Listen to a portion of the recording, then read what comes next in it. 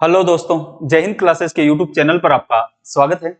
दोस्तों, आज इस क्लास में हम हिंदी से संबंधित बहुत ही महत्वपूर्ण प्रश्नोत्तरी के बारे में बात करने वाले हैं, जो कि उस प्रत्येक कंपटीशन के लिए महत्वपूर्ण होने वाली है, जिसमें हिंदी से संबंधित प्रश्न पूछे जाते हैं। सारे ही टॉपिकों से मिक्स में क्वेश्चन है और ये प्रश्न जो है वो किसी न किसी कंपटीशन एग्जाम में पहले पूछे गए हैं। तो चलिए दोस्तों, देखते हैं हम आज की अपनी प्रश्नोत्तरी का सबसे पहला प्रश्न है, निम्नलिखित में से कौन सा विकल्प सही नहीं है।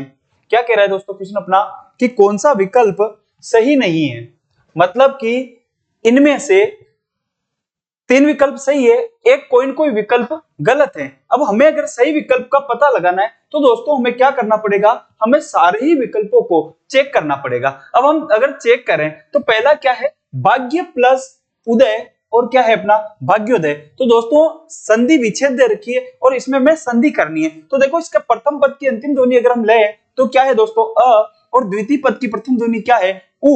तो दोस्तों हमने स्वर संधि के बारे में बात करी और स्वर संधि में मैं संधि पढ़ा चुका हूं इसी चैनल पर। स्वर संधि में हमने देखा कि स्वर संधि के 5 भेद होते हैं, दीर्घ, गुण, यण, वृद्धि, अयादि। उसमें गुण संधि का नियम था कि अ के बाद में ईउ री हो तो एओ अर बनता है। अ के बाद में मतलब अ के बाद में उ है तो दोस्तों क्या बनता है, दोनों का मिला के ओ बनता है। तो इस प्रकार से अपना शब्द क्या बन गया, भाग्योदय। तो इसका मतलब भाग्योदय बिल्कुल ही अपने नियम से बना हुआ शब्द है।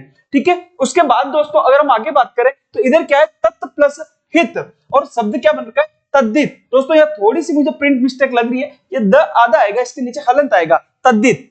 ठीक है, फिर भी अगर इस करंट अभी हम देखें तो इस हिसाब से तो गलत हो जाएगा। तत् प्लस हित व्यंजन संधि। दोस्तों मैंने संधि पढ़ाई, उसमें आपको एक मैंने नियम बताया कि त के बाद में अगर ह आता है, त के हमने 2 नियमों के बारे में बात करी व्यंजन संधि में। त के 2 नियम आते हैं, एक तो त के बाद में श आता है और एक त के बाद में ह आता है। अगर त के बाद में ह आता है तो त का तो हो जाता है द और ह का हो जाता है द। क्या हो जाता है, द।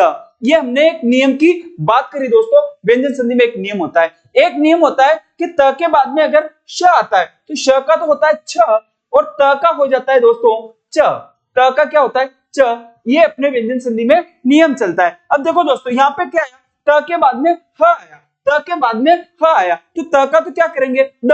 त आधा है तो द भी क्या होगा, आधा। तो देखो यहाँ पे त आधा है तो द भी आधा, और ह का क्या करेंगे, द करेंगे। ह पूरा है तो द भी क्या होगा, पूरा। जो इसमें स्वर है वो इसमें भी लग जाएगा। तो दोस्तों इस हिसाब से तद्दित ये भी क्या हो जाता है, अपना सही हो जाता है। हम इसको ऐसे भी लिख सकते हैं दोस्तों, तद्दित, तद्दित। ये तद्दित भी सही है। ठीक है दोस्तों, तो इसका मतलब अपने ये भी सही है। ये क्या पूछ रहा है, निम्नलिखित में से कौन सा विकल्प सही नहीं है। अगला क्वेश्चन क्या है, ऊपरी प्लस उक्त, ऊपरी प्लस उक्त। देखो दोस्तों प्रथम पद की अंतिम ध्वनि क्या है, ई है। द्वितीय पद की प्रथम ध्वनि क्या है, उ है। अब देखो पहले ई किस में आता है दोस्तों, पहले ये आता है यण संधि में। यण संधि में क्या है दोस्तों, ई और ई के बाद में अगर कोई भी असमान स्वर आता है तो ई का होता है य, ई का क्या होता है य, उ का होता है व, और री का होता है र। अब यहाँ पे ई का क्या करेंगे, य करेंगे। अगर हम ई का य करते हैं, ई का दोस्तों क्या करेंगे, य करेंगे, तो फिर अपने पास नो, जैसे मैं यहां लिख देता हूं, ई का य कर दिया, फिर नो चेंज लिखना है। अब हमें नो चेंज, इधर हमने ई का य कर दिया तो र कैसा बचा, आधा, तो हम आधा र ऊपर लगा देंगे। इधर नो चेंज क्या है दोस्तों, ऊपर, इधर नो चेंज क्या है, उ। यह आधा है तो उ की इसमें दोस्तों हम क्या कर लेंगे, हम मात्रा लगा देंगे। इसमें क्या करेंगे, हम उ की मात्रा लगाएंगे। तो ये उ की मात्रा लगा दी और शब्द क्या बनेगा, उपयुक्त शब्द बनेगा। तो दोस्तों यहाँ पे क्या लिखा है, उपरोक्त। तो दोस्तों उपरोक्त शब्द नहीं होता है, गलत होता है। ऊपरी प्लस उक्त से क्या शब्द बनेगा दोस्तों, उपयुक्त शब्द बनेगा। इसका मतलब ये गलत है। ठीक है, ये अपना फिर ऑप्शन सही भी हो जाएगा। फिर भी दोस्तों हम आगे भी इसकी बात कर दे कि ये सही है या गलत है। तो अभी प्लस अगर, इसमें भी देखो प्रथम पद की अंतिम ध्वनि क्या है दोस्तों, ई है। ई है, यण संधि है। ई का अभी हमने बात करी, ई के बाद में असमान स्वर हो तो ई का क्या करते हैं दोस्तों, ई का कर देते हैं यह भी कैसा, आधा। फिर यह आधा कर दिया, ब ई का यह बना दिया तो ब कैसा बचा, आधा। इधर नो चेंज और क्या बचा दोस्तों, अ। इधर नो चेंज क्या बचा, आ। तो आ में यह आधा है तो आ की मात्रा लगाएंगे। तो दोस्तों आ की मात्रा लगा देंगे क्या हो जाएगा, आ, और फिर इधर नो चेंज क्या है, गत। और शब्द क्या बनेगा, अभ्यागत, और इधर शब्द भी क्या लिखा हुआ है, अभ्यागत। तो दोस्तों इस हिसाब से ये भी अपना अभ्यागत भी सही है। भाग्य प्लस उदय, भाग्योदय, कौन सी संधि है दोस्तों, तो यहाँ पे संधि कौन सी हो जाएगी, भाग्योदय में गुण संधि है। कौन सी संधि है, गुण संधि। देखो दोस्तों हमारा सिर्फ उद्देश्य ये नहीं है कि जो 20-30 क्वेश्चन लिख के लाए उनका आंसर बता दे, नहीं, हमें क्या करना है, इन क्वेश्चनों के माध्यम से अपने पूरे ही सिलेबस को वापस से रिवीजन करना है। ठीक है, तो भाग्योदय में गुण संधि है, तत् प्लस हित, तद्धित, कौन सी संधि है दोस्तों, व्यंजन संधि है। कौन सी संधि है इसमें, व्यंजन संधि है। ऊपरी प्लस युक्त, कौन सी संधि है, यण संधि है। लेकिन उपरोक्त शब्द दोस्तों गलत होता है, शब्द सही क्या होगा, उपयुक्त होगा। अभी प्लस आगत, अभ्यागत, और इसमें भी दोस्तों कौन सी संधि है, तो इसमें भी दोस्तों यण संधि है। ठीक है दोस्तों, अब हम बात करते हैं अपने अगले क्वेश्चन के बारे में। अगला क्वेश्चन क्या है, प्रतिष्ठा, कांति, जल, इनमें से किस शब्द के अर्थ हैं। प्रतिष्ठा, कांति, जल, इसका मतलब ये जो नीचे दे रखे हैं ना दोस्तों, ये अनेकार्थक शब्द है। क्या है दोस्तों, अनेकार्थक शब्द। अपने हिंदी में ऐसे शब्द चलते हैं जिनका एक से अधिक अर्थ होता है। अब इसमें क्या कह रहा है कि इनमें से एक ऐसा शब्द है जिसका अर्थ प्रतिष्ठा भी होता है, कांति भी होता है और जल भी होता है। देखो अब इसका क्या, विद्युत है, आग है, पानी है, या फिर तड़ित है। देखो इसमें से क्या हो सकता है दोस्तों, आपने एक रहीम का दोहा सुना होगा, बहुत ही प्रसिद्ध दोहा है रहीम का, कि रहीमन पानी राखिए बिन पानी सब सून, पानी गए न उबरे मोती मानस चून। देखो रहीमन पानी राखिए, क्या है दोस्तों दोहा, रहीमन पानी राखिए, रहीमन पानी राखिए बिन पानी सब सून, रहीमन पानी राखिए, रहीमन पानी राखिए बिन पानी सब सून, बिन पानी सब सून, सब सून, रहीम का दोहा है ये। रहीमन पानी राखिए बिन पानी सब सून, पानी गए न उबरे, पानी गए न उबरे, पानी गए न, पानी गए न उबरे, मोती, मोती मानस और चून। ठीक है दोस्तों, मैं यही बता रहा हूं आपको। देखना दोस्तों यहाँ पे क्या है, ये जो रहीम का दोहा है इसमें पानी शब्द का प्रयोग क्या है, इन्होंने 3 बार, पानी राखिए बिन पानी सब सून, पानी गए न उबरे मोती मानस चून। अब इस पानी का जो अर्थ है वो इस दोहे में किसके आधार पे, मोती के आधार पे अलग आ रहा है, मानस यानी मनुष्य के आधार पे अलग आ रहा है, और चुनने के आधार पे अलग आ रहा है। अगर ऐसा कोई भी साहित्य में शब्द आता है तो उसमें दोस्तों होता है श्लेष अलंकार। एक ही शब्द के अगर एक से अधिक अर्थ निकलते हैं तो वहां पर श्लेष अलंकार होता है। तो इसमें इस मोती के अर्थ में रहीमदास जी कह रहे हैं कि हमें क्या, मोती होता है ना, मोती में चमक होनी चाहिए। अगर उस मोती में चमक नहीं है तो इस मोती के अर्थ में पानी का अर्थ दोस्तों क्या हो जाएगा, चमक, चमक क्या हो जाएगा, चमक। चमक का इस पर्यायवाची क्या है, आभा। चमक का इस पर्यायवाची क्या है दोस्तों, कांति। चमक का इस पर्यायवाची क्या है, कांति। कांति भी होता है, चमक भी होता है, आभा भी होता है। किसका, मोती का। कि मोती में क्या होना चाहिए, रहीमन मोती राखे बिन मोती सब सून, मतलब मोती में क्या होनी चाहिए, चमक होनी चाहिए। बिना चमक के मोती का कोई महत्व नहीं है। अगर उसमें से चमक चली गई तो उसका कोई मतलब नहीं होता है। ठीक है, मनुष्य, मानस का मतलब है यहाँ पे क्या, मनुष्य। मनुष्य के अर्थ में इस पानी का अर्थ निकलता है दोस्तों, मोती के अर्थ में तो इस पानी का अर्थ क्या है दोस्तों, कांति, चमक, आभा।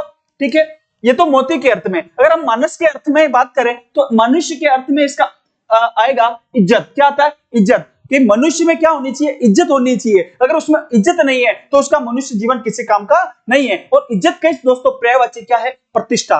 ठीक है, और अगर चुनने के अर्थ में हम इस पानी की बात करें तो पानी का अर्थ दोस्तों निकलता है क्या, जल।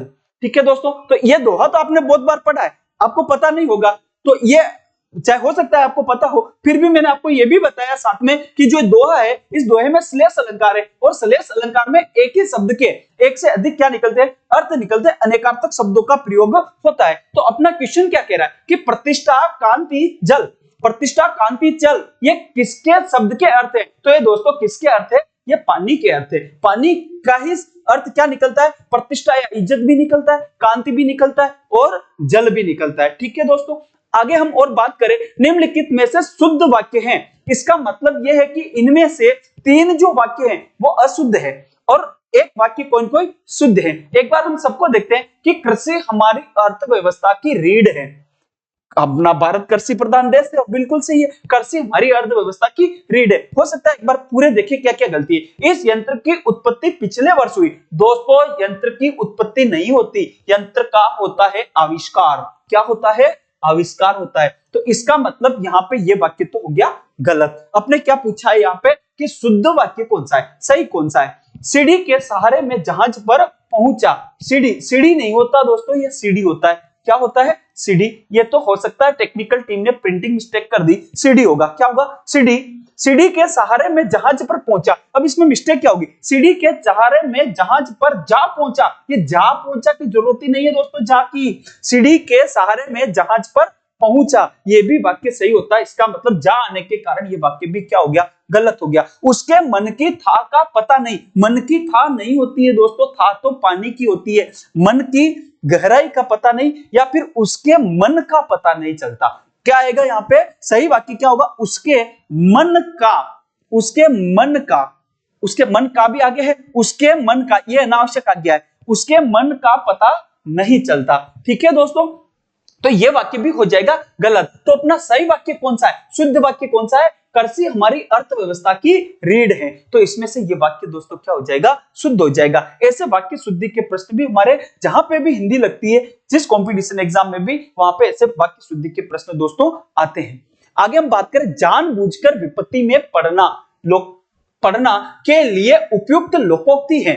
मतलब ये नीचे लोकोक्ति दे रखी है ना, और उसके लिए जानबूझकर विपत्ति में पड़ना किसका अर्थ होगा, आमों की कमाई नींबू में गंवाई। मतलब किसी और से इनकम होती है और किसी और के कार्यों में वो क्या कर देता है, उसको गवा देता है। तो इसका ये अर्थ है क्या, नहीं है दोस्तों। ये तो आ बेल मुझे मार, आ बेल मुझे मार, जानबूझकर विपत्ति में पड़ना, बिल्कुल सही है दोस्तों, यही होगा। आ बेल मुझे मार, उड़ता तीर लेना, ये आदि का मतलब क्या होता है कि जानबूझ के विपत्ति में पड़ना। ऊंट के गले में बिल्ली, ये भी नहीं है दोस्तों। इधर कुआं उधर खाई, चारों तरफ से संकट आना, ये उसका अर्थ होता है। तो जानबूझकर विपत्ति में पड़ना, इस लोकोक्ति का ये जो अर्थ है वो कौन सी लोकोक्ति दे रही है, तो आ बेल मुझे मार। कौन सी लोकोक्ति दे रही है, आ बेल मुझे मार।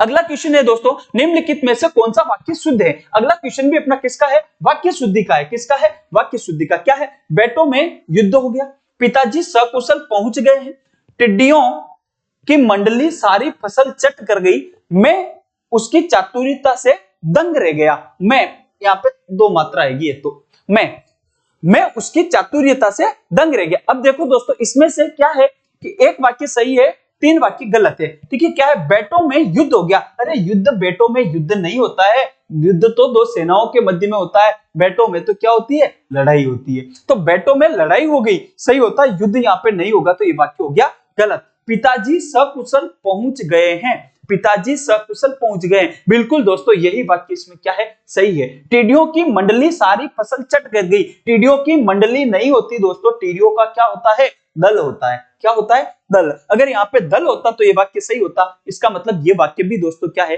गलत है। मैं उसकी चातुर्यता से दंग रह गया। दोस्तों इसमें मिस्टेक ये, यहाँ पे चातुर्यता शब्द नहीं होता। अगर हम इसकी बात करें, शब्द बनाए चतुर से, किससे बनाए, चतुर से। अगर हम इसका भाववाचक बनाना है तो हम इसमें यह प्रत्यय लगाएंगे, यह प्रत्यय लगाएंगे, यह प्रत्यय के कारण आगे गुणात्मक परिवर्तन होकर क्या हो जाएगा, अ का आ हो जाएगा, प्रारंभिक स्वर में परिवर्तन होता है, और फिर अंतिम जो स्वर है उसको हटाया जाता है, अंतिम वर्ण को स्वर रहित किया जाता है, और शब्द क्या बनेगा, चातुर्य बनेगा। या तो चातुर्य भाववाचक बनाने के लिए चातुर्य बनाओ आप, या फिर चतुर के अंदर आप क्या लगाओ दोस्तों, ता प्रत्यय लगाओ। दोनों का साथ में प्रयोग आप नहीं कर सकते हो, तो क्या बनेगा, इसका चतुरता बनेगा। क्या बनेगा, चतुरता। ये भी सही होगा, चतुरता क्या हो जाएगा दोस्तों, सही हो जाएगा, चतुरता। चतुरता, चतुरता भी सही है। या फिर इसका भाववाचक बनाने के लिए आप चतुर में आई प्रत्यय लगाओ। क्या लगाओ आप, आई प्रत्यय, और शब्द क्या बनेगा दोस्तों, चतुराई। क्या शब्द बनेगा, चतुराई शब्द बनेगा। ठीक है दोस्तों, तो यहाँ पे क्या हो गया, ये चातुर्यता शब्द यहाँ पे क्या है, गलत है, और चातुर्यता शब्द के गलत होने के कारण पूरा ही वाक्य क्या हो गया, गलत हो गया। ठीक है दोस्तों, आगे कौन सा वाक्य है, निम्नलिखित में से विदेशी शब्द नहीं है। इसका मतलब यह है कि ये जो अपने शब्द है ना, इनमें से, इन चार शब्दों में से तीन शब्द विदेशी है, एक कोई शब्द ऐसा है जो विदेशी नहीं है। दोस्तों अगर हम बात करें औरत की, तो औरत विदेशी शब्द है, और ये अरबी भाषा का शब्द है। किस भाषा का शब्द है दोस्तों, अरबी भाषा का शब्द है औरत। अगर हम चाकू की बात करें दोस्तों, चाकू तुर्की भाषा का शब्द है। किस भाषा का शब्द है, तुर्की भाषा का। अगर हम कमरे की बात करें, कमरा भी अपने हिंदी भाषा में तुर्की भाषा से लिया गया है। बयार पवन, वायु, ये अपने किस भाषा का शब्द है दोस्तों? ये हिंदी भाषा का शब्द है। तो विदेशी शब्द नहीं है। कौन सा सही हो जाएगा दोस्तों? अपने बयार वाला सही हो जाएगा, क्योंकि दोस्तों अपने हिंदी में जो शब्द चलते हैं ना, वो कितने प्रकार के शब्द है। एक तो होते हैं तत्सम शब्द। कौन से शब्द है दोस्तों? तत्सम शब्द। एक शब्द तो है अपने तत्सम शब्द, जिन शब्दों की उत्पत्ति जो संस्कृत से लिए गए और बिना किसी परिवर्तन के अपने हिंदी में प्रयोग किए जाते हैं, वो शब्द कहलाते हैं तत्सम। एक होते हैं अपने कौन से दोस्तों? तद्भव शब्द, जिनकी उत्पत्ति तो संस्कृत से है लेकिन उनको कुछ रूप परिवर्तन करके हिंदी में प्रयोग किए जाते हैं, वो शब्द कहलाते हैं तद्भव शब्द। एक अपने प्रयोग किए जाते हैं दोस्तों कौन से? विदेशी शब्द। विदेशी भाषाओं के शब्द जो अपने हिंदी में प्रयोग किए जाते हैं वो विदेशी शब्द कहलाते हैं, ठीक है। और एक अपने शब्द इसमें प्रयोग किए जाते हैं देशज शब्द, जो अपने क्षेत्रीय शब्द होते हैं, देशी जो अपनी बोलियां होती हैं उनके शब्द जो हिंदी भाषा में प्रयोग किए जाते हैं वो देशज शब्द कहलाते हैं। और एक और शब्द होते हैं दोस्तों संकर शब्द। संकर शब्द किसे कहते हैं? दो भिन्न भाषाओं के योग से बना हुआ शब्द, मतलब एक शब्द होगा वो यौगिक शब्द होगा, दो भिन्न अलग अलग भाषाओं के शब्दों के योग से बना होगा, ऐसा शब्द संकर शब्द अपने कहलाता है। तो यहाँ पे क्या था? विदेशी शब्द नहीं है। इसका मतलब कि ये तीन शब्द तो विदेशी है और अपना जो बयार है वो विदेशी नहीं बल्कि हिंदी भाषा का शब्द है, ठीक है दोस्तों। आगे अपने क्या क्वेश्चन है? समानाधिकरण समुच्चय बोधक के उपभेद और प्रयुक्त होने वाले पदों की दृष्टि से असंगत विकल्प हैं। देखो समानाधिबोधक, समानाधिबोधक, समुच्चय बोधक, अव्यय। समुच्चय बोधक ये दोस्तों होते क्या है? तो ये होते अव्यय। अव्यय क्या होते हैं दोस्तों? ये अव्यय होते हैं। अव्यय किसे कहते हैं? जिन शब्दों का लिंग, वचन, कारक, काल के आधार पर उनका रूप परिवर्तन नहीं होता, वो अव्यय कहलाते हैं। और अव्यय के कितने भेद होते हैं दोस्तों? 4 भेद होते हैं। कौन कौन से? क्रिया विशेषण, समुच्चय बोधक, संबंध बोधक और विस्मयादि बोधक। तो जो समुच्चय बोधक होते हैं उन्हीं में से वापिस ये भेद होते हैं संयोजक बोधक, विरोधादर्शक, परिमाण दर्शक, विभाजक, ये उनके भेद होते हैं। अब देखो दोस्तों संयोजक, संयोजक का मतलब कि दो वाक्यों को जोड़ने वाले, और एवं तथा लगा के हम क्या करते हैं? दो वाक्यों को जोड़ते हैं। तो ये तो बिल्कुल सही है। ये क्या पूछ रहा है? हमें असंगत पूछ रहा है, तो ये नहीं हो सकता। विरोध दर्शक, परंतु, लेकिन, अगर आपको विरोध करना है किसी बात का, मैं आता परंतु इस कारण नहीं आऊंगा, मैं वहां जाता लेकिन इस कारण नहीं गया, तो ये भी विरोध दर्शक है ना दोस्तों। तो ये भी अपने सही है, ठीक है। ये क्या कर असंगत पूछ रहा है? परिमाण दर्शक, अतएव इसलिए उसने पढ़ाई करी इसलिए वह पास हो गया, तो ये परिमाण दर्शक है। विभाजक, क्योंकि झोंकी, क्योंकि झोंकी विभाजक नहीं होता दोस्तों। विभाजक के लिए हम क्या करते हैं? या अथवा का प्रयोग करते हैं। किसका प्रयोग करते हैं दोस्तों? या तो हम या लगाते हैं या हम क्या लगाते हैं? अथवा लगाते हैं। तो दोस्तों इसमें ये क्या पूछ रहा है कि असंगत कौन सा है? तो दोस्तों अपने असंगत कौन सा हो जाएगा? विभाजक, क्योंकि विभाजक की जगह क्या आना चाहिए? या अथवा आना चाहिए। और इन्होंने यहाँ पे क्या लिखा है? क्योंकि लिखा है। तो इस प्रकार से ये ऑप्शन अपना सही हो जाएगा। कौन सा? 4 नंबर सही है दोस्तों इसमें।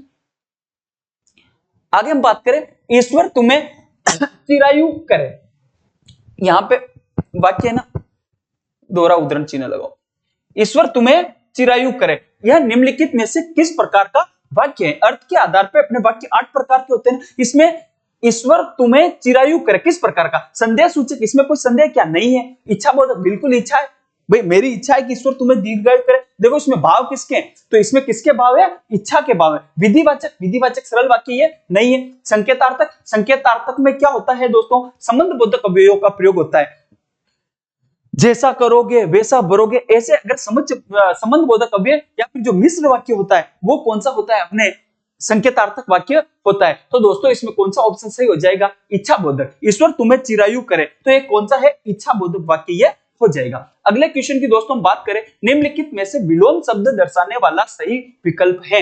क्या दर्शाना चाहिए दोस्तों? विलोम, उल्टा अर्थ देने वाला। परिणीत, परिपक्व, क्या परिणीत का विलोम परिपक्व होता है क्या? परिणीत का मतलब जिसकी शादी हो गई वो परिणीत कहलाता है, और परिपक्व का मतलब जो परिपक्व हो जाता है वो। तो ये दोनों दोस्तों क्या नहीं है? एक दूसरे के विलोम नहीं है। नैसर्गिक, प्राकृतिक, नैसर्गिक प्राकृतिक दोनों विलोम नहीं, समानार्थी शब्द है दोस्तों। क्या है ये? समानार्थी है। इसका जो नैसर्गिक और प्राकृतिक, इन दोनों का अगर हम विलोम की बात करें तो विलोम इन दोनों का क्या होता है? कृत्रिम होता है। क्या होता है दोस्तों? कृत्रिम इन दोनों का विलोम होता है। नैसर्गिक और प्राकृतिक एक ही चीज होती है, क्योंकि नैसर्गिक बना किससे है दोस्तों? निसर्ग, निसर्ग के अंदर एक प्रत्यय लगा है। निसर्ग, सर्ग का मतलब होता है रचना।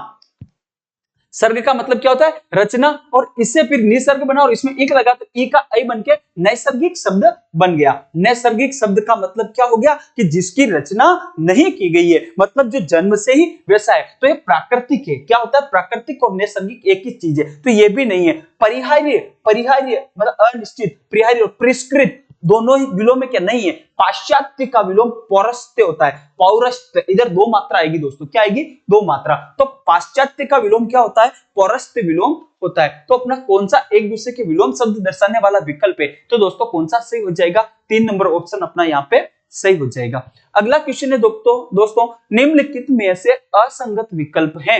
असंगत कौन सा है? क्या कह रहा है ये? वस्तुओं के विषय में विधान करने वाला शब्द क्रिया कहलाता है। बिल्कुल, जहां किसी कार्य का होना या करना पाया जाता है तो वस्तु के विषय में वो क्या कर रहा है? विधान कर रहा है, वो क्रिया कहलाता है। बिल्कुल सही है। वस्तु की विशेषता बताने वाले शब्द विशेषण कहलाते हैं। बिल्कुल विशेषण कहलाते हैं। वे शब्द जो संज्ञा और सर्वनाम की विशेषता बताते हैं वो क्या कहलाते हैं? विशेषण कहलाते हैं। असंगत पूछ रहा है दोस्तों, तो ये भी संगत है, ये भी संगत है। केवल मनोविकार सूचित करने वाले शब्द विस्मयादि बोधक होते हैं। बिल्कुल दोस्तों, मनोविकार जो विस्मयादि बोधक होते हैं ना, अरे, हाँ, ओहो, शाबाश, ये आदि जो मनोविकारों को सूचित करते, केवल की भी कोई जरूरत नहीं है दोस्तों। मनोविकार जो सूचित करते शब्द वो विस्मयादि बोधक होते हैं। बिल्कुल सही है। क्रिया से नामार्थक शब्दों का संबंध सूचित करने वाले शब्द समुच्चय बोधक होते हैं। नहीं दोस्तों, संबंध बोधक, संबंध सूचक है ना, तो ये संबंध बोधक होंगे। कौन से होंगे? ये संबंध बोधक होंगे। तो यहीं पे दोस्तों ये क्या है दोस्तों? यहाँ पे अपने मिस्टेक है। ये क्या कह रहा है? निम्नलिखित में से असंगत है। तो असंगत अपने कौन सा हो जाएगा दोस्तों? 4 नंबर वाला ऑप्शन अपने यहाँ पे क्या हो जाएगा? असंगत हो जाएगा। अगला क्वेश्चन है किस विकल्प के सभी शब्द अशुद्ध हैं? मतलब कि गलत शब्द। और एक और चीज दोस्तों, सभी शब्द, सिर्फ एक शब्द गलत होने से काम नहीं चलेगा। अब देखो एक एक ऑप्शन हम क्या करते हैं दोस्तों? चेक कर लेते हैं। अब यहाँ पे देखो प्रज्वलित, पहला यही शब्द प्रज्वलित, प्रज्वलित ऐसे होता है दोस्तों, इसमें दो ज नहीं आता है। प्रज्वलित में दो ज नहीं आते। क्या होते हैं? प्रज्वलित, प्रज्वलित यही होता है। ये ए प्रज्वलित, क्योंकि प्र प्लस ज्वल के अंदर क्या लगा है? इत प्रत्यय लगा है, तो प्रज्वलित ये सही हो जाएगा। ठीक है। हाँ, उज्जवल में जरूर आता है, उज्जवल, ऐसे दो ज आते हैं, क्योंकि उसमें भी निकलता क्या है? उत प्लस ज्वल निकलता है, उत प्लस ज्वल निकलता। तो दोस्तों उज्जवल में तो दो ये त आधा है, इस त का वापिस से ज बना है, तो उज्जवल में तो दो जो अपने ज है ना ये आधे आते हैं, पर इधर प्रज्वल में नहीं आते। प्रज्वलित में दो ज आधे नहीं आएंगे, तो प्रज्वलित यहाँ पे क्या है? गलत है। मैथिली, मैथिली बिल्कुल सही है, लेकिन ये क्या कह रहा है? सभी शब्द अशुद्ध होने चाहिए। अब एक शुद्ध हो गया, लेकिन ये दूसरा क्या है? मतलब एक अशुद्ध है लेकिन दूसरा क्या हो गया? शुद्ध हो गया। इसका मतलब अपना ये ऑप्शन सही नहीं होगा। फिर अगला क्या है?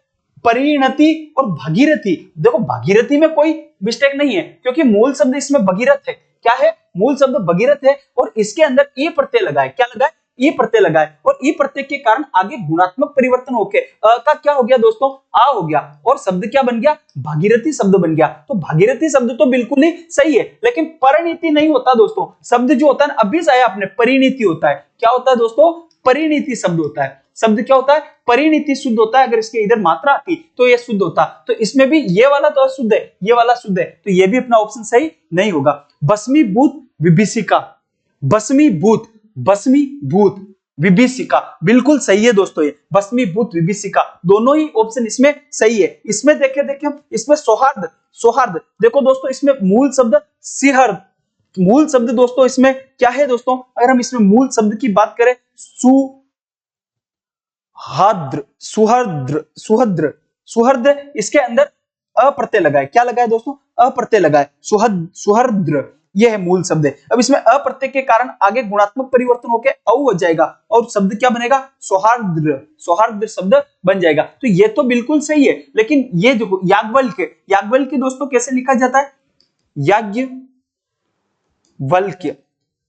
याज्ञवल्क्य, ये ल इसमें पूरा आता है। ल इसमें क्या आता है दोस्तों? पूरा आता, तो ये सही होता। तो ये इसमें क्या हो जाएगा? गलत हो जाएगा। अब ये क्या कह रहा है कि किस शब्द में सभी शब्द अशुद्ध हैं? सभी शब्द अशुद्ध हैं। भस्मी, भस्मीभूत, ये भस्मीभूत और विभीषिका ये दोनों ही शब्द दोस्तों इसमें क्या है? अशुद्ध हैं इसमें। अगले हम अगर क्वेश्चन की बात करें तो अपना अगला क्वेश्चन कौन सा है? योजक चिन्ह का प्रयोग कब नहीं होता है? योजक चिन्ह, योजक चिन्ह कैसे होता है, जैसे हम वो बीच में वाला जो छोटा सा चिन्ह नहीं लगाते, द्वंद्व समास में लगाते, वो वाला योजक चिन्ह होता है। पुनरक्त शब्दों के बीच में, पुनरक्त का मतलब कि समान शब्द को दो बार, जैसे हम लिखते हैं ना धीरे, ये फिर बीच में हमने योजक चिन्ह लगाया धीरे धीरे, तो पुनरक्त शब्दों के बीच में तो होता है। तुलना, सा से सी के पहले तुलना, चांद सा, चांद सा, चांद सा, हमने चांद सा चेहरा, चांद सा चेहरा, चेहरे की तुलना किससे करी हमने, चांद से करी, तो तुलना में भी हमने ये बीच में क्या लगाया दोस्तों, योजक चिन्ह लगाया। इसका प्रयोग यहाँ पे होता है। द्वंद्व समास में दो शब्दों को जोड़ने पर, तो द्वंद्व समास में तो दोस्तों होता ही से, जैसे क्या है माता पिता, माता पिता, तो माता पिता, इसमें अपने क्या है दोस्तों, ये बीच में योजक चिन्ह का प्रयोग हुआ है। नाटकों के संवाद में, नाटकों के संवाद, जैसे एक नाटक का एक पात्र बोला, फिर आगे संवाद लिखते हैं, तो यहाँ पे दोस्तों निर्देशक चिन्ह आता है। कौन सा चिन्ह आता है, निर्देशक, योजक चिन्ह का प्रयोग नहीं होता है। तो अपने कौन सा ऑप्शन दोस्तों सही हो जाएगा, योजक चिन्ह का प्रयोग कब नहीं होता है, नहीं होता है पूछा है, तो नाटकों के संवाद में योजक चिन्ह का प्रयोग नहीं होता है। पुनरक्त शब्दों में होता है, ये देखो पुनरक्त शब्दों में हो रहा है, ठीक है, चांद सा चेहरा तुलना में हो रहा है, और द्वंद्व समास के उदाहरण में भी होता है इसका प्रयोग, ठीक है दोस्तों। आगे अव्ययी भाव समास का उदाहरण नहीं है। कौन सा उदाहरण अव्ययी भाव समास का नहीं है, देखो दोस्तों यहाँ पे आप देखो प्रतिदिन, ये का ये उदाहरण मैंने आपको समास में लिखवाया भी होगा, प्रतिदिन, इसका समास विग्रह क्या होगा दोस्तों, हर दिन, क्या समास विग्रह होता है, हर दिन, और ये यहाँ पे पहले क्या हो गया, उपसर्ग आ गया, और उपसर्गों का प्रयोग किसकी तरह होता है दोस्तों, ये उपसर्ग है, उपसर्ग का प्रयोग अव्यय की तरह होता है, अव्यय की तरह होता है, तो संपूर्ण पद अव्यय बन गया, तो प्रतिदिनों शब्द नहीं होता है, तो इसमें हर दिन इसका समास विग्रह होके दोस्तों इसमें क्या हो जाएगा आपके, इसमें क्या हो जाएगा, अव्ययी भाव समास हो जाएगा। भरसक, अगर हम भरसक का समास विग्रह करें तो क्या होता है दोस्तों, सकबर, सकबर, सकबर, और इसमें भी कौन सा समास है, अव्ययी भाव समास है। यथा साध्य, यहाँ पे ध्येय दोस्तों, यथा साध्य, यथा साध्य, साध्य के अनुसार, साध्य के अनुसार, साध्य के अनुसार, क्या होगा दोस्तों, यथा साध्य का समास विग्रह साध्य के अनुसार। तीनों में क्या है दोस्तों, अव्ययी भाव समास। कौन सा समास है, अव्ययी भाव समास है। तीनों में कौन सा समास है दोस्तों, अव्ययी भाव समास है। गृहागत, गृह, गृहागत, गृह, गृह से आगत, गृह से आगत, कौन सा समास हो जाएगा दोस्तों, तत्पुरुष समास है इसमें। कौन सा समास है इसमें, तत्पुरुष समास इसमें हो जाएगा। तो अव्ययी भाव समास का उदाहरण नहीं है, तो अपना ऑप्शन दोस्तों कौन सा सही हो जाएगा, ग्रहागत, फर्स्ट नंबर ऑप्शन इसमें सही हो जाएगा। अगला दोस्तों है अपने तत्सम तद्भव शब्द की दृष्टि से सुमेलित युग्म नहीं है, मतलब तत्सम तद्भव, पहले तत्सम दे रखा है फिर उसका तद्भव दे रखे हैं, कौन सा सही नहीं है, अद्य, अद्य, अद्य तत्सम है, उसका आज होता है, बिल्कुल सही है। हस्त का हाथी, हस्त का हाथी नहीं होता दोस्तों, हस्त का तो हाथ होता है, सिर्फ हाथ होता है, और हाथी का तो हस्ती होता है, हाथी का क्या होता है, हस्ती होता है, तो सुमेलित युग्म नहीं है, तो यही हो जाएगा सुमेलित नहीं। कर्म का काम बिल्कुल सही है, घट का गड़ा होता है, बिल्कुल सही है, तो कौन सा, हस्त का हाथी नहीं होता, हस्त किसका है दोस्तों, हाथ का है, और हाथी का क्या होता है, हस्ती होता है, हाथी का क्या होता है दोस्तों, हस्ती होता है। आगे देखो दोस्तों, निम्नलिखित में से कौन सा कंठ वर्ण नहीं है, कौन सा नहीं है, कंठ वर्ण नहीं है। तो दोस्तों कंठ वर्ण का पता लगाने के लिए क्या करते हैं हम, अकु विसर्जा नाम कंठ, अकु विसर्जा, क्या बताया मैंने, अकु विसर्जा, अकु विसर्जा नाम कंठ, अकु विसर्जा नाम कंठ, मतलब अ का मतलब क्या है यहाँ पे, कु का मतलब क्या है, क वर्ग पूरा, क वर्ग पूरा, और क्या है, ह, और क्या है दोस्तों, विसर्ग, और क्या है, विसर्ग। क वर्ग में क्या क्या आ जाएंगे दोस्तों, क, ख, ग, ग, अंग, ये नासिक हो गया वैसे, तो इनका उच्चारण स्थान, इन सबका उच्चारण स्थान कहां से है दोस्तों, तो कंठ से है। अब देख लो यहाँ पे कंठ से किसका नहीं है, ह का है क्या दोस्तों, ह का बिल्कुल है, ह आया वहां पे, ठीक है, क का है और अ का है, तो ज का नहीं है, किसका नहीं है दोस्तों, ज का नहीं है, क्योंकि ज का, ज किसमें है, च छ ज, च वर्ग में, इचु शाना नाम तालु, तो ज का उच्चारण स्थान कहां है दोस्तों, तालु से इसका उच्चारण स्थान है, च वर्ग पूरा ही, इसके लिए सूत्र क्या था, इचु शाना नाम तालु, इचु शाना नाम, इचु शाना नाम तालु, मतलब ई छोटी बड़ी दोनों ही, च वर्ग पूरा, य और ये वाला जो श है, तालुष्य, इन सबका उच्चारण स्थान कहां से है दोस्तों, तालु से। तो इसमें अपने राइट ऑप्शन कौन सा हो जाएगा, जिसका कंठ से उच्चारण नहीं है, वो क्या है दोस्तों, ज का उच्चारण स्थान कंठ से नहीं है। अगले देखो दोस्तों, कौन सा है, किसी की चिट्ठी डाकिया हमारे घर फेंक गया, रेखांकित शब्द किस सर्वनाम को दर्शाता है? देखो दोस्तों, सर्वनाम किसे कहते हैं? जिन शब्दों का प्रयोग संज्ञा के स्थान पर किया जाता है वो क्या कहलाते हैं? सर्वनाम कहलाते हैं। सर्वनाम के कितने भेद है दोस्तों? 6 भेद है। कितने भेद है? 6 भेद है। कौन कौन से? पुरुष, प्रश्न, निश्चय, निश्चय, निसंबंध। पुरुष, प्रश्न, निश्चय, अनिश्चय, निज, संबंध। पुरुष, प्रश्न, निश्चय, अनिश्चय, निज, संबंध। सर्वनाम के कितने भेद है दोस्तों? 6 भेद है। पुरुष, प्रश्न, निश्चय, अनिश्चय, निज, संबंध। फिर वापस पुरुष के 3 भेद है। उत्तम, मध्यम, अन्य। उत्तम, मध्यम, अन्य। उत्तम, मध्यम, अन्य। अब ये क्या कह रहा है? किसी की चिट्ठी डाकिया हमारे घर फेंक गया। इसमें सर्वनाम क्या है दोस्तों? तो इसमें सर्वनाम क्या? किसी। किसी क्या है? सर्वनाम। किसी, कोई, कुछ, किसी, कोई, कुछ, ये किसमें आते हैं दोस्तों? अनिश्चयवाचक सर्वनाम में आते हैं। निजवाचक सर्वनाम, निजवाचक सर्वनाम कर्ता स्वयं खुद के लिए, मैं अपना काम स्वयं कर लूंगा, मैं खुद चला जाऊंगा, ये निजवाचक है। निश्चयवाचक होता है जहां पर निश्चितता का बोध होता है। संबंधवाचक जो कि संबंध बताते हैं। और अनुत्तरित तो अपने ये 5वां ऑप्शन आरपीएससी दे रही है वो वाला है। ठीक है दोस्तों, अगला देखो, जरठ और जठर का क्रमशः अर्थ क्या होता है? जठर, जठर, देखो दोस्तों, जरठ और जठर, क्या दुबला और गांव? मतलब जरठ का दुबला, जठर का गांव होता है। जरठ मतलब चतुर, जठर मतलब प्रचंड होता है।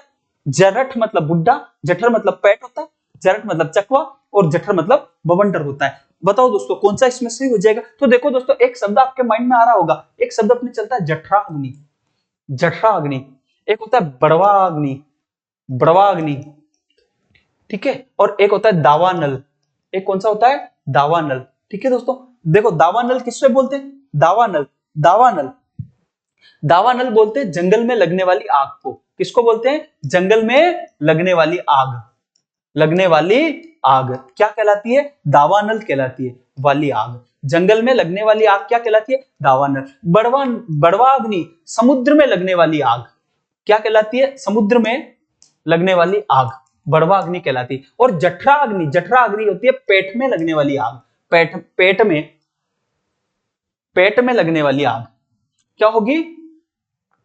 चल जा रहे भाई, पेट में लगने वाली आग, पेट में लगने वाली आग। और पेट में जो आग लगती है उसे हम क्या कहते हैं दोस्तों? भूख कहते हैं। भूख लगती है ना कोई, तो क्या पेट में आग लग रही है, चूहे दौड़ रहे पेट में, तो इसका मतलब जठर का मतलब क्या हो जाएगा दोस्तों? पेट होता है। और जरठ, जरठ पर्यायवाची बूढ़े का, तो इसका मतलब अपने क्रमशः अर्थ है क्या? जरठ यानी कि बुढ़ा और जठर यानी कि क्या होता है दोस्तों? पेट होता है।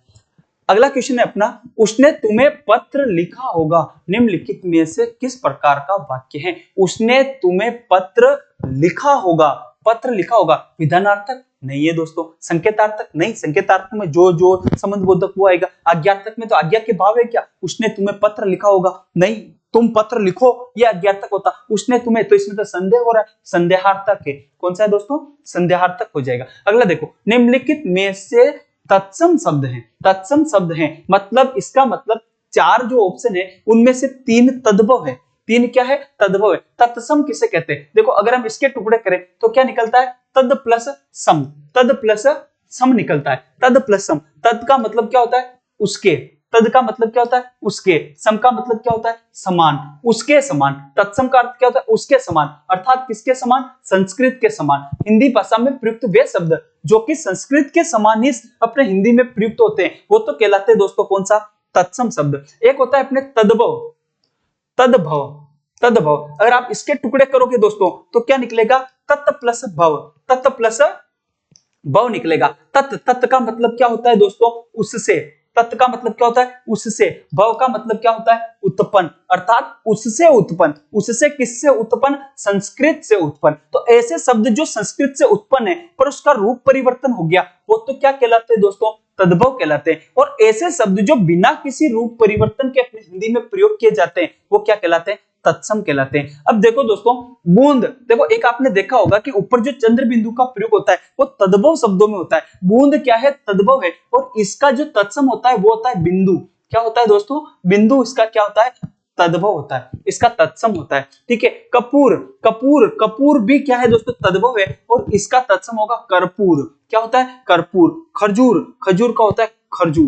क्या होता है दोस्तों? तत्सम खरजू होता है। शाप, ये शाप दोस्तों क्या है, तत्सम शब्द है। शाप क्या है, तत्सम शब्द एक, और इसका तद्भव होता है दोस्तों, इसका तद्भव होता है शराब।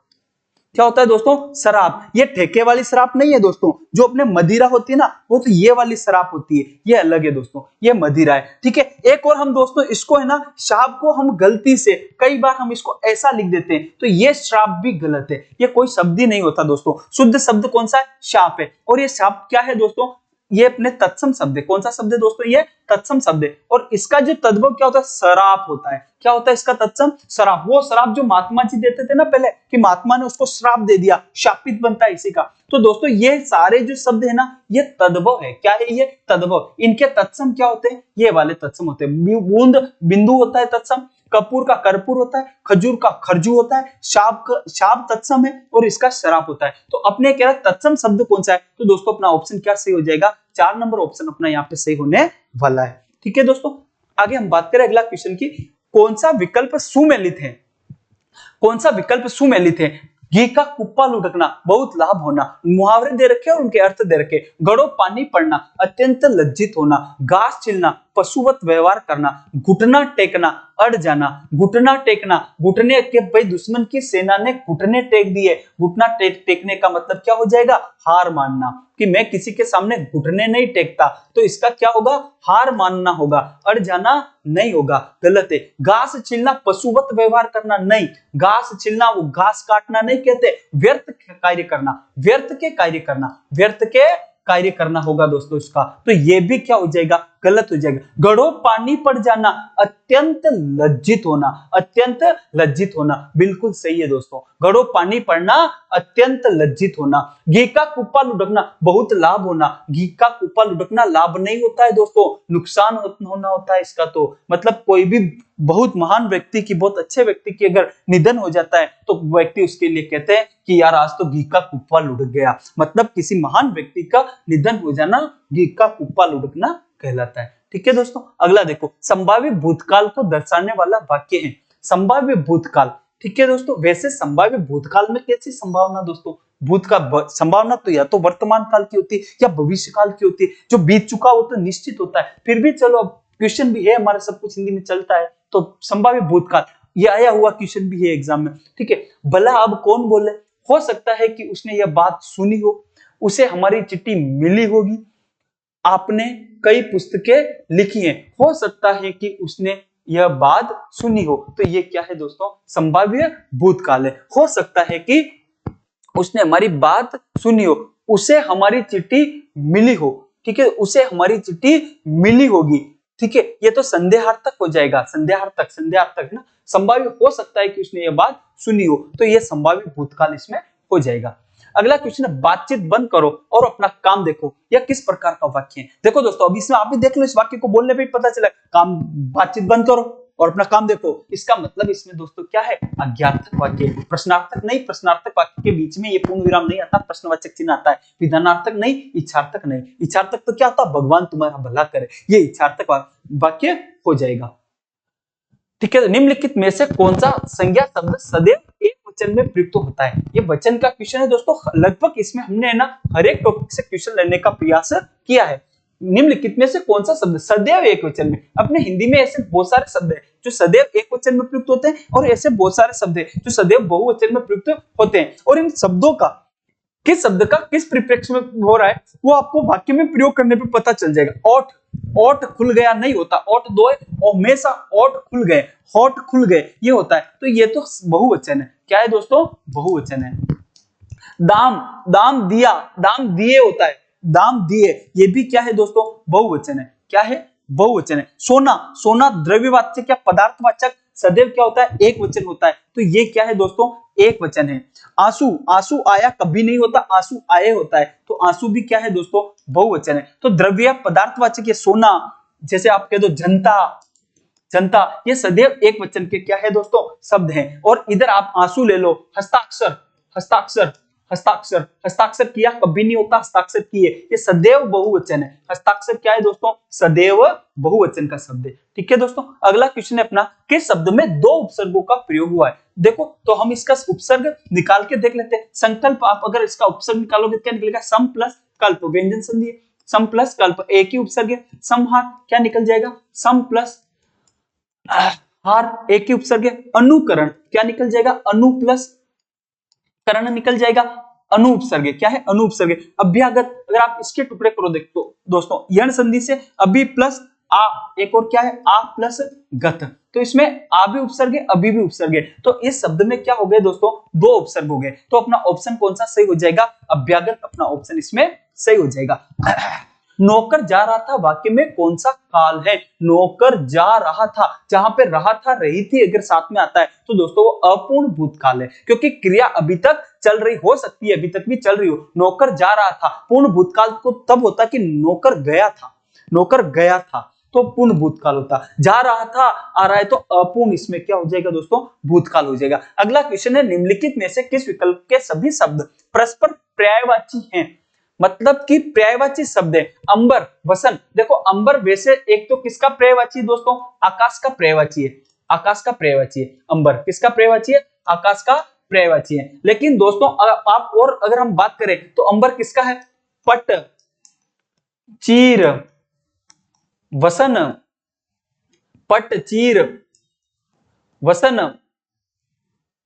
दुकुल अंबर वस्त्र, ये वस्त्र के पर्यायवाची, सारे किसके पर्यायवाची है, वस्त्र के। तो अंबर वस्त्र का भी है और वसन भी है, तो ये दोनों परस्पर आपस में पर्यायवाची है। वृक्ष और विहग नहीं दोस्तों, विहग किसका पर्यायवाची है, खग विहग पक्षी का पर्यायवाची है, किसका पर्यायवाची है, पक्षी का, तो एक गलत हो जाएगा। चक्षु नेत्र नयन लोचन चक्षु आंख का पर्यायवाची है, जबकि कृषाणु अनल पावक ये आग के पर्यायवाची है। तो दोस्तों चक्षु आंख का और ये दोनों परस्पर पर्यायवाची नहीं है। वायु पवन समीर बात बयार ये सब वायु के पर्यायवाची है। चपला, चपला नहीं दोस्तों, चपला बिजली का पर्यायवाची है, चपला किसका पर्यायवाची है, बिजली का पर्यायवाची है। तो किस विकल्प के सभी शब्द परस्पर पर्यायवाची हैं, तो दोस्तों कौन सा ऑप्शन सही हो जाएगा, ऑप्शन नंबर अपने एक सही हो जाएगा। ठीक है दोस्तों, अगला क्वेश्चन देखो, कौन सा वाक्य शुद्ध है, उसके बाद फिर क्या हुआ, यह असली गाय का घी है, अश्वमेध का घोड़ा पकड़ा गया, यहां शत्रुओं से खतरे का डर है। वाक्य शुद्धि का प्रश्न, और दोस्तों यकीन मानो आप सारे प्रश्न बहुत ही स्तरीय प्रश्न है, आप अपनी तैयारी का मूल्यांकन इन प्रश्नों के माध्यम से कर सकते हो। तो आप ईमानदारी के साथ में पेन और कॉपी लेके बैठना अगर आप इस वीडियो को देखते हो तो, और पूरा देखना, और साथ में मैं बताऊं उससे पहले आंसर देने की आप कोशिश करना, फिर आपको अपनी वास्तविकता के बारे में पता चलेगा कौन सा वाक्य शुद्ध है, उसके बाद फिर क्या हुआ। देखो दोस्तों ये वाक्य अभी हम नॉर्मल यूं ही पढ़े तो हमें सही लग रहा होगा, लेकिन क्यों दोस्तों उसके बाद फिर क्या हुआ, अरे ये उसके बाद आप यहाँ पे फिर वगैरह कहने का, उसके बाद क्या हुआ डायरेक्ट कहो ना, आप फिर मत कहो उसके बाद क्या हुआ, तो भी तो सही है। अनावश्यक शब्द बोल रहे हैं हम इसमें, उसके बाद क्या हुआ, बिल्कुल सही। फिर क्या हुआ, आप डायरेक्ट, या फिर आप इसको उसके बाद को उठाओ, दोनों को साथ में प्रयोग मत करो, उसके बाद क्या हुआ सही है, फिर क्या हुआ तो भी सही है। तो इस प्रकार या तो यह आना चाहिए या ये आना चाहिए, दोनों साथ में नहीं आना चाहिए, इस प्रकार ये वाक्य क्या हो जाएगा, गलत हो जाएगा। यह असली गाय का घी है, अरे दोस्तों असली गाय का घी, अरे गाय तो असली होती है, यह गाय का असली घी है, यह गाय का असली घी है, ये असली घी की विशेषता होनी चाहिए। दोस्तों ये तो वही वाली बात होगी कि बच्चे को काटकर फल खिलाओ, बच्चे को काटकर फल खिलाओ।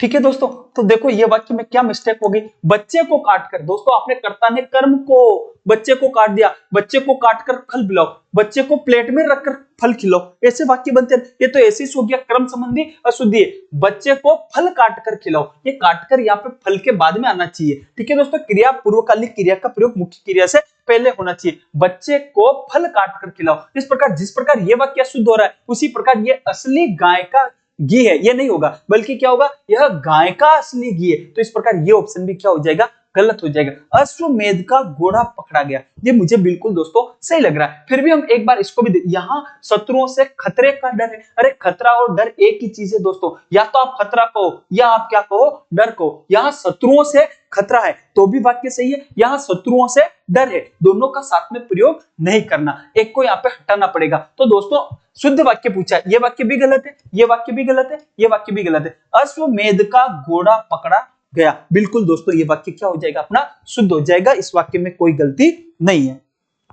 अगला क्वेश्चन है दोस्तों, स्वर संधि से निर्मित शब्द नहीं है, स्वर संधि से निर्मित नहीं है। तो अब इन शब्दों का पता लगाने के लिए तुम्हें क्या करना पड़ेगा कि उनकी संधि विच्छेद करने पड़ेंगे। अब स्वर संधि, देखो स्वर संधि के कितने भेद है? 5 भेद है। कौन कौन से? दीर्घ, गुणियन, वृद्धि, अयादि। कौन कौन से? दीर्घ, गुणियन, वृद्धि, अयादि। फिर मैंने आपको एक शॉर्ट ट्रिक के माध्यम से नियम भी याद करवाए थे कि दीर्घ सजात दीर्घ, गुण के बाद यू री हो तो ए हो, और दीर्घ गुण यन यू री के बाद असमान स्वर हो तो य व र हो जाए। दीर्घ गुणियन वृद्धि अ के बाद ए ऐ ओ औ तो क्रमशः वृद्धि हो जाएगी। और अयादि में क्या था? ए ऐ ओ औ के बाद में अगर कोई भी भिन्न स्वर आए तो ए का ऐ का आय, ओ का औ का आव हो जाएगा। ये हमने पूरी स्वर संधि के जो नियम थे उसके बारे में बात कर चुके हैं। देखो यहाँ पे महर्षि, देखो महर्षि महर्षि महर्षि महर्षि क्या होगा इसका संधि विच्छेद? महा प्लस ऋषि। क्या हो जाएगा? महा प्लस ऋषि। गुण संधि है दोस्तों, गुण संधि में ऊपर एक तो एक मात्रा आती है, ए और ओ में एक मात्रा आती है। जब री वाला उदाहरण आता है उसमें अर बनता है। क्या बनता है दोस्तों? अर बनता है। ये रहा यहाँ पे अर, आ के बाद में री आ गया, आ के बाद में क्या आ गया दोस्तों? री आ गया। तो फिर यहाँ पे क्या बनेगा? अर बनेगा। तो इस प्रकार से महा प्लस ऋषि में कौन सी संधि है दोस्तों? गुण संधि है। गुण स्वर संधि, गुण स्वर संधि। तो ये तो स्वर संधि के उदाहरण हो गया, क्योंकि स्वर संधि के 5 भेद है, दीर्घ, गुणियन, वृद्धि, अयादि। और ये स्वर संधि के क्या है? भेद है, गुण। तो इसमें स्वर संधि है। उद्गार, अब देखो दोस्तों, अभी हमने बात करी उद्गार, द के बाद में द आया तो फिर वो अपने त वाला नियम व्यंजन संधि में, त के बाद में अगर ह आता है तो त का तो क्या करेंगे? द करेंगे, और ह का क्या करेंगे? द करेंगे। तो दोस्तों मैंने आपको बताया कि अगर संधि विच्छेद आपके दे रखा है और आपको संधि करनी तो ऐसे चलो। अगर आपके दे रखी है संधि युक्त शब्द और आपको विच्छेद करना है तो इधर से उल्टे चल लो, इधर से उल्टे चल लो। आधा द आपके शब्द में है तो उसका त कर दो, ये आधा द है। बहुत इजी है दोस्तों, आप अपने संधि वाले वीडियो जाके देखना, फिर आपको पता चलेगा। देखो संधि विच्छेद करना कितना इजी है। अब द है, द का आप त कर दो, द का क्या कर दो दोस्तों? त कर दो, प्लस ध का ह कर दो, ये द है इसका ह कर दो, ये कर दिया ह। तो क्या हो जाए? उत प्लस हार। और कौन सी संधि है दोस्तों? ये व्यंजन संधि है। व्यंजन संधि में त के नियम से इसके टुकड़े हुए व्यंजन संधि है। ठीक है, तो ऑप्शन तो यही सही हो जाएगा। क्या कह रहा है कि शब्द में स्वर संधि से निर्मित शब्द नहीं है, यही सही होगा। लेकिन फिर भी हम आगे वाले भी देख लेते हैं। देखो दोस्तों, ये क्या है? पावक, पावक, आव, आव, आव। यहाँ पे क्या है? आव है। आव किसमें आता है दोस्तों? अयादि संधि में। आव आया, आव किससे बनता है दोस्तों? औ से बनता है। औ से बनता है तो प्रथम पद की अंतिम ध्वनि में क्या लगाएंगे? पाऊ, पाऊ प्लस अक। क्या हो जाएगा? पाऊ प्लस अक। और इसमें कौन सी संधि है दोस्तों? अयादि संधि है। कौन सी संधि दोस्तों इसमें? अयादि संधि। एक सेकंड दोस्तों, अयादि संधि। अगला देखो आप तब तक,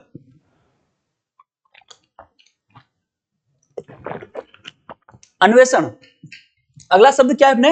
अन्वेषण। देखो दोस्तों, य र ल व से पहले आधा अक्षर, य र ल व से पहले आधा अक्षर किसमें आता है? यण संधि में आता है। तो व जिससे पहले आधा, य से पहले आधा अक्षर है तो ई की मात्रा लगाएंगे, व से पहले आधा अक्षर है तो किसकी मात्रा लगाएंगे दोस्तों? हम व से पहले आधा अक्षर है तो ऊ की मात्रा लगाते हैं। और अगर किसे अपने र से पहले आधा अक्षर है तो हम किसकी मात्रा लगाते हैं? री की मात्रा लगाते हैं। ठीक है, व से पहले आधा अक्षर है तो आधे अक्षर में ऊ की मात्रा लगाएंगे। टुकड़े क्या हो जाएंगे? अनु प्लस ऐसण, अनु प्लस ऐसण हो जाएगा। और इसमें कौन सी संधि दोस्तों? यण संधि। ठीक है दोस्तों, तो अपना क्वेश्चन क्या कह रहा था? स्वर संधि से निर्मित शब्द नहीं है तो उद्गार। कौन सी संधि इसमें? व्यंजन संधि है। कौन सी संधि दोस्तों? व्यंजन संधि। अगला शब्द, निम्नलिखित में से भाववाच्य का उदाहरण नहीं है। ठीक है दोस्तों, वाच्य भी बहुत सारे अपने कंपटीशन में लगा हुआ होता है। किसे कहते हैं वाच्य? तो क्रिया के विधान के विषय को वाच्य कहते हैं। क्रिया के विधान के विषय को वाच्य कहते हैं। विधान के विषय को वाच्य कहते हैं। क्रिया के विधान के विषय को वाच्य कहते हैं। तो दोस्तों वाच्य किसे कहते हैं? क्रिया के विधान के विषय को वाच्य कहते हैं, वाच्य कहते हैं। ठीक है दोस्तों, किसे कहते हैं वाच्य? तो क्रिया के विधान के विषय को वाच्य कहते हैं। वाच्य कितने प्रकार के होते हैं दोस्तों? 3 भेद है वाच्य के। एक तो कौन सा होता है? कर्तृवाच्य, कर्तृवाच्य, कर्तृवाच्य। एक तो एक कर्तृवाच्य, एक है दोस्तों कर्मवाच्य। कौन सा वाच्य? कर्मवाच्य, कर्मवाच्य। और एक है दोस्तों भाववाच्य। एक कौन सा है दोस्तों? भाववाच्य। ये वाच्य के 3 भेद है। कर्तृवाच्य में कर्ता प्रधान होता है, कर्मवाच्य में कर्म प्रधान होता है, और भाववाच्य में उसके भाव प्रधान होते हैं। भाववाच्य का उदाहरण है बढ़ई, लकड़ी। अब देखो ये कैसे, ये भी अभी मैं आपको बता दूंगा कि कर्ता प्रधान है, कर्म प्रधान है या भाव प्रधान है। ये आप कैसे पता लगाओ? पूरा टॉपिक पढ़ने की भी दोस्तों जरूरत नहीं है, अगर आप शॉर्ट में उसको सही से समझ लेते, पर एक बार तो पूरा पढ़ने से पड़ेगा तभी समझ में आता है। बढ़ई लकड़ी चीरता है, बढ़ई लकड़ी चीरता है। अब इसमें कर्ता प्रधान है या क्रिया प्रधान है, कर्ता प्रधान है, कर्म प्रधान है या भाव प्रधान है? इसका पता कैसे लगाएं? तो दोस्तों इसका पता ऐसे लगेगा कि जो आप अगर यहाँ पे कर्ता चेंज करोगे तो उसकी क्रिया चेंज हो जाएगी। बढ़ई लकड़ी चीरता है, लोहार लकड़ी चीरता है, अगर आप ये जैसे ये पुल्लिंग का शब्द है, इसकी जगह स्त्रीलिंग रख दो, जैसे यहाँ मैं पुल्लिंग बढ़ई की जगह राम, उसका नाम उसका नाम रख देता हूं, राम लकड़ी चीरता है, सीता लकड़ी चीरती है। अब मैंने यहाँ पे दोस्तों जो करता है उसका लिंग चेंज किया और इधर क्रिया चेंज हो रही है, तो इसमें कर्तरीवाच्य, फर्स्ट वाले ऑप्शन में कौन सा वाच्य है दोस्तों? कर्तरीवाच्य। अब आपको समझ में आ गई होगी। उससे पुस्तकें लाई गई, देखो कर्तरीवाच्य में तो ये सिंपल सा ऐसे वाक्य आता है, ठीक है। कर्मवाच्य और भाववाच्य में जो वाक्य बनेगा वो के द्वारा या से शुरू होगा, के द्वारा से, के द्वारा या फिर क्या आएगा? से आएगा। जैसे उनसे पुस्तकें लाई गई, अब देखो उनसे ये से आ गया ना, यहाँ पे उनसे पुस्तकें लाई गई। अब यहाँ पे ये कर्मवाच्य, आप इसमें कर्म चेंज करो, उनसे पत्रिका लाई गई, उससे निबंध लाए गए, उससे यहाँ देखो ये कर्म है, अगर आप इसको चेंज करोगे तो उस ये स्त्रीलिंग का है, पुस्तक लाई गई, ठीक है, लाई गई स्त्रीलिंग का है, इस कारण से यहाँ पे स्त्रीलिंग क्रिया स्त्रीलिंग में आई। अगर आप इसको पुल्लिंग में कर दोगे कर्म को, तो क्रिया पुल्लिंग की आ जाएगी, तो इसका मतलब इसमें कर्म वाच्य है। कौन सा वाच्य? इसमें कर्म वाच्य में पुस्तक पढ़ी जाती। अब देखो इसमें तक के द्वारा वगैरह कुछ नहीं, तो इसमें आगे से हटा दिया है, राम के द्वारा पुस्तक पढ़ी जाती है। अब देखो यहाँ पे राम के द्वारा पुस्तक पढ़ी जाती है, सीता के द्वारा पुस्तक पढ़ी जाती है। हमने लिंग चेंज किया, उसके बावजूद क्रिया में कोई चेंज नहीं हुआ। अब यहाँ पे आप कर्म चेंज करके देखो, पुस्तक का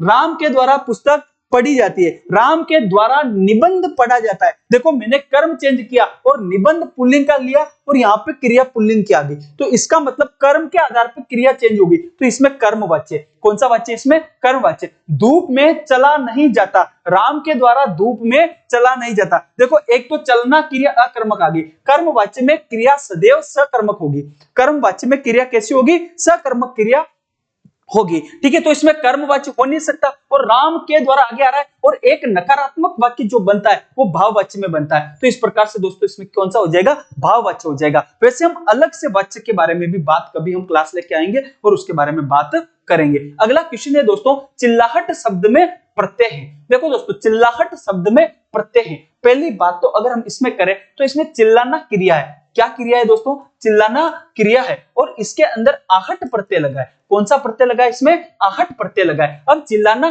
क्रिया है तो इसका मतलब ये कृदंत प्रत्यय है। कौन सा प्रत्यय है? कृदंत प्रत्यय, कृदंत प्रत्यय है। और ये कृदंत प्रत्यय क्रिया में जुड़ने के बाद में भाववाचक बनाया। क्या बनाया इसने? भाववाचक बनाया, तो ये भाववाचक कृदंत प्रत्यय है। अगर आपसे ये तो यहाँ पे कौन सा प्रत्यय ये पूछा है, अगर ये पूछता चिल्लाहट में आहट प्रत्यय है और वो कौन सा प्रत्यय, तो भाववाचक कृदंत प्रत्यय है, या फिर कृदंत प्रत्यय या फिर भाववाचक प्रत्यय है, क्योंकि चिल्लाहट शब्द भाववाचक बना। तो इसमें हट प्रत्यय नहीं है, लाहट प्रत्यय नहीं है, आवट प्रत्यय नहीं है, आवट प्रत्यय। कौन सा प्रत्यय है दोस्तों? आवट प्रत्यय। हम प्रत्यय के बारे में भी और कभी दिन बात करेंगे। निम्नलिखित में से दंतोष्ट वर्ण है। कौन सा वर्ण पूछा है दोस्तों? दंतोष्ट वर्ण। देखो दंतोष्ट वर्ण अगर हम बात करें दंतोष्ट, तो मैंने जो वर्ण विचार की फर्स्ट क्लास ली थी उसमें मैंने आपको उच्चारण स्थान शॉर्ट ट्रिकों के माध्यम से, सूत्र के माध्यम से बताया था। और दंतोष्ट के लिए मैंने बताया वकारस्य दंतोष्ट, वकारस्य दंतोष्ट।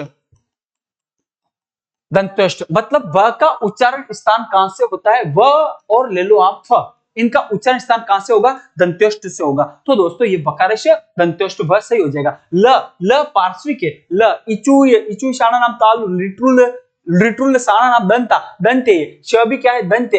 ऐदे तो कंठ तालु, इसका उच्चारण कहां से दोस्तों? कंठ तालु से, कंठ तालु से। ए ऐ का कंठ तालु से होता है। श और ल का उच्चारण स्थान दंत से है। कहां से दोस्तों? दंत से इनका उच्चारण स्थान है। और व का उच्चारण स्थान कहां से दोस्तों? व का उच्चारण स्थान दंतोष्ट से है। जबकि ऐदो तो कंठ तालु, ए और ऐ का उच्चारण स्थान कंठ तालु होता है। ल और स का उच्चारण स्थान दोस्तों कहां से है? दंत से है।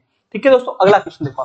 संज्ञा का वह रूप जिससे क्रिया के आधार का बोध होता है। किसका प्रश्न है? पहले तो दोस्तों कारक का प्रश्न है। कारक कितने हैं अपने हिंदी में? 8 कारक है। कर्ता ने कर्म को करण से संप्रदान के लिए अपादान से अलग होना, संबंध काके की रारेरी अधिकरण में पेपर संबोधन है। और संबंध कारक दो वाक्यों या संज्ञा सर्वनामों के मध्य संबंध बताते हैं तो आधार का बोध नहीं कराएंगे, संबंध कारक नहीं है। ये क्या कह रहा है? क्रिया के आधार का बोध कौन करा? संप्रदान कारक, संप्रदान के लिए, कर्ता जिसके लिए क्रिया करता है वहां संप्रदान कारक होता है। अनुत्तरित प्रश्न, ये दोस्तों पांचों ऑप्शन, ये तो टेक्निकल टीम की मिस्टेक है, यहाँ पे बीच में आ गया, यहाँ आएगा। ठीक है। करण कारक जो क्रिया के साधन का बोध करवाएगा। किसका बोध कराएगा दोस्तों? क्रिया के जो साधन का बोध कराता है वो करण कारक कहलाता है। अधिकरण कारक, अधिकरण कारक दोस्तों क्रिया के आधार का बोध कराएगा। क्रिया के आधार का बोध कौन कराएगा? अधिकरण कारक। और इसका विभक्ति चिन्ह में, पे, पर, ऊपर। में, पे, पर, ऊपर इसका क्या है? विभक्ति चिन्ह है। तो क्रिया के आधार का बोध का कौन करवाएगा दोस्तों? यहाँ पे ऑप्शन अपना सही हो जाएगा 4th नंबर, अधिकरण कारक। 2-3 क्वेश्चन और है। किसी ने ठीक कहा, नारी अबला नहीं सबला है। इस वाक्य में निम्नलिखित में से किस विराम चिन्ह का प्रयोग नहीं हुआ है? बहुत बढ़िया क्वेश्चन है दोस्तों कि इस वाक्य में कौन कौन से विराम चिन्ह है। देखो दोस्तों, एक विराम चिन्ह ये आ रहा है, ये है अपने कौन सा दोस्तों? अल्प विराम। कौन सा विराम है ये? अल्प विराम है।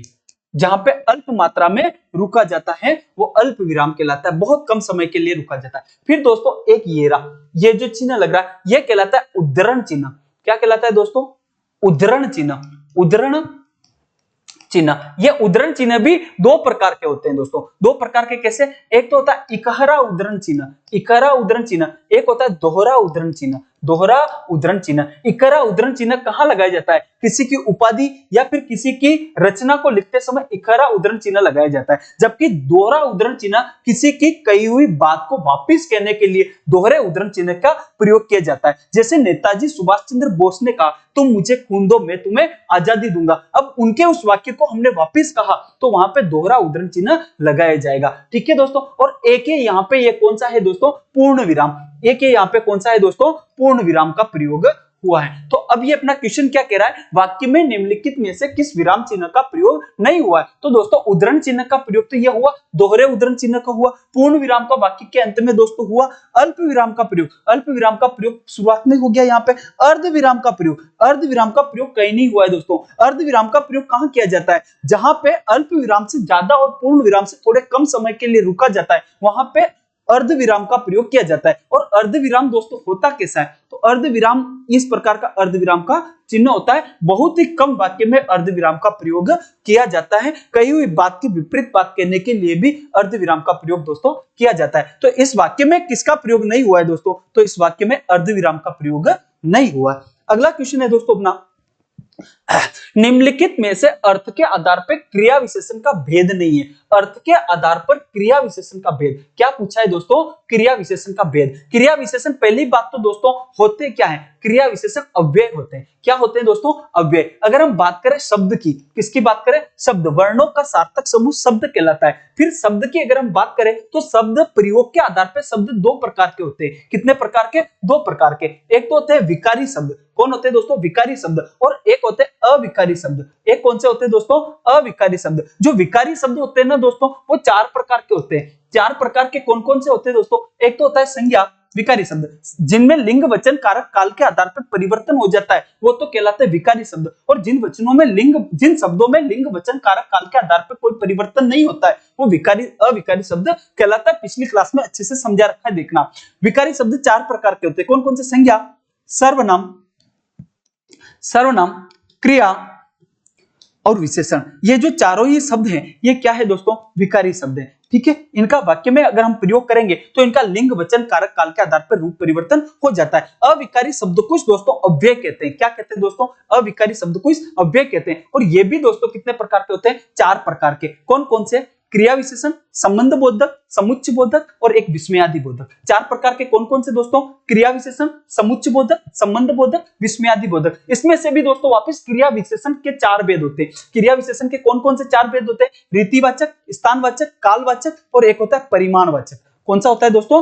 परिमाणवाचक। ये क्रिया विशेषण के 4 भेद होते हैं। अब ये क्या कह रहा है दोस्तों? गुणवाचक। तो गुणवाचक दोस्तों क्रिया विशेषण के भेद नहीं है, गुणवाचक दोस्तों विशेषण के भेद है। विशेषण 4 प्रकार के होते हैं। गुणवाचक, एक होता है फिर आपके संख्यावाचक, एक होता है परिमाणवाचक और एक होता है सांकेतिक या फिर सार्वनामिक विशेषण। सांकेतिक या फिर सार्वनामिक विशेषण। तो दोस्तों यहाँ पे अपना कौन सा ऑप्शन सही हो जाएगा? निम्नलिखित में से अर्थ के आधार पर क्रिया विशेषण का भेद नहीं है। तो दोस्तों कौन सा नहीं है? गुणवाचक नहीं है। क्योंकि दोस्तों गुणवाचक किसका भेद है? गुणवाचक विशेषण का भेद है, न कि क्रिया विशेषण का भेद है। न कि किसका? क्रिया विशेषण का। क्रिया विशेषण के 4 भेद है, रीतिवाचक, स्थानवाचक, कालवाचक, परिमाणवाचक। ठीक है दोस्तों। अगला क्वेश्चन देखो, लास्ट क्वेश्चन है आज का अपना। किस समूह में सभी शब्द विशेषण से निर्मित भाववाचक संज्ञा है? बहुत ही खतरनाक वाला क्वेश्चन है दोस्तों। ठीक है। अगर आपने इस क्वेश्चन को कर लिया तो आप ये समझ सकते हो कि आपको हिंदी का बहुत अच्छा नॉलेज है और आप अच्छे से कर सकते हो। इसमें पूछा क्या? किस शब्द के समूह में सभी शब्द विशेषण से निर्मित भाववाचक संज्ञा, कौन सी संज्ञा, भाववाचक संज्ञा, वो भी किससे निर्मित होनी चाहिए, विशेषण से निर्मित होनी चाहिए। ठीक है दोस्तों, चलो हम एक एक को चेक कर लेते हैं, हमें ऑप्शन चेक करने पड़ेंगे। बड़प्पन, बड़प्पन, इसमें बड़ा मूल शब्द है, बड़ा, बड़ा आदमी, छोटा आदमी, तो बड़ा विशेषण है, तो इसमें बड़प्पन बिल्कुल हो जाएगा। सजावट, लेकिन इसमें सजाना, सजाना में आवट प्रत्यय है, तो सजाना दोस्तों क्रिया है, ये क्या कह रहा है, विशेषण से निर्मित, तो ये नहीं है विशेषण से निर्मित, क्योंकि ये तो क्रिया है। ठीक है, चलन, ये चाल से बना है, चाल भी एक दोस्तों क्या है, चाल, चलना से बना है, चाल, चाल तो वैसे भाववाचक है, लेकिन चल, चलना क्रिया हो जाएगी, तो ये ऑप्शन हो नहीं सकता। सभी के बारे में पूछा, सभी होना चाहिए। ठीक है, बुढ़ापा, देखो दोस्तों, बुढ़ा, बुढ़ा आदमी, बुढ़ा आदमी हो सकता है, बुढ़ा विशेषण भी है, बुढ़ा जातिवाचक विशेषण भी है। गर्मी, गर्म, गर्म मौसम, ठीक है, तो मौसम की विशेषता गर्म क्या है, विशेषण है, लेकिन घबराहट, घबराना, घबराना दोस्तों क्रिया है, घबराना क्रिया है, तो विशेषण से निर्मित भाववाचक संज्ञा ये घबराना नहीं है, ये तो कृदंत प्रत्यय, कृदंत है, क्रिया से बना हुआ है, क्रिया से बनी हुई भाववाचक संज्ञा हो जाएगी। ठीक है, चतुराई, चतुर आदमी क्या है, चतुर आदमी, तो चतुर विशेषण है। लड़का, लड़का तो वापिस यहाँ पे दोस्तों क्या आ गया, जातिवाचक संज्ञा आ गया, तो ये भी नहीं हो सकता। चढ़ाई से चढ़ना, चढ़ना भी क्या है दोस्तों, क्रिया है। अब यहाँ पे कठोरता, कठोर वचन, कठोरता भाववाचक ता लग के बना है, कठोर वचन, तो वचन की विशेषता कठोर, तो कठोर दोस्तों क्या है, विशेषण है। मिठास, मिठास क्या हो जाएगा, मीठा में क्या लगा है, आस, तो यहाँ पे दोस्तों मीठा क्या है, मीठा क्या है, विशेषण है। सर्वी,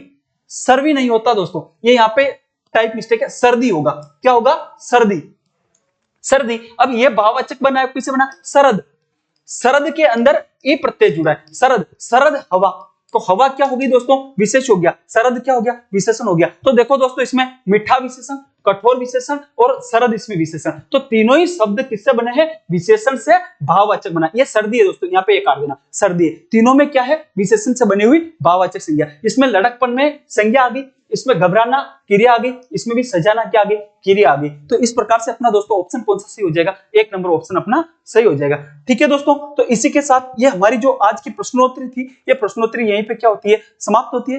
दोस्तों हिंदी से जो जो महत्वपूर्ण प्रश्न थे, और ये प्रश्न किसी न किसी कंपटीशन एग्जाम में आए हुए प्रश्न है, आप इन क्लासों को ढंग से देखना, फिर आपको अपनी वास्तविकता के बारे में दोस्तों पता चलेगा। बहुत बहुत धन्यवाद दोस्तों, तब तक के लिए पढ़ते रहो, व्यस्त रहो, मस्त रहो।